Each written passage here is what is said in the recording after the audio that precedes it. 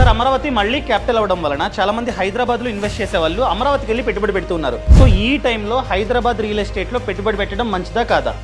డెఫినెట్గా పెట్టుబడి పెట్టాలంటే ఏంటంటే the whole world is looking at Hyderabad is global real estate destiny. చాలా మంది అనుకుంటున్నారు ఆంధ్ర నుండి అందరూ తెలంగాణకు షిఫ్ట్ అయ్యారు, మళ్ళీ బ్యాక్ వెళ్తారు. ఒక 10 to 15% మాత్రం షిఫ్ట్ అయ్యారండి, అందరూ షిఫ్ట్ అవ్వలేదు. షిఫ్ట్ అయింది బెంగళూరు, చెన్నై, హైదరాబాద్ షిఫ్ట్ అయ్యారు. ఏపీ సెటిలర్స్ అక్కడికి వెళ్ళిపోతారు, తెలంగాణ సెటిలర్స్ ఇక్కడే ఉంటారు. కామన్ ఫ్యాక్ట్ ఉంది కాబట్టి ఇన్వెస్ట్మెంట్కి ఎటువంటి దోకా లేదండి. హైదరాబాద్లో పెట్టుకుంటే డెఫినెట్గా ఆ గ్రోత్ రేట్ అనేది స్టేబుల్గా ఉంటుంది.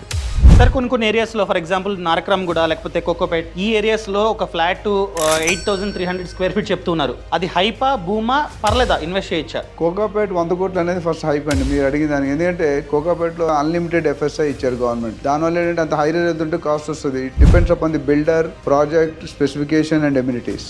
హైదరాబాద్ లో ఇప్పుడు ఉన్న పలంగా ఏది కొంటే బెటర్, ఏ ఏరియాలో కొంటే బెటర్ ఆల్రెడీ వీడియో ఉంది. వీడియోని ఇక్కడ మెన్షన్ చేస్తున్నా, ఖచ్చితంగా చూడండి. ఫ్రీడమ్ యాప్ని డౌన్లోడ్ చేసుకోండి.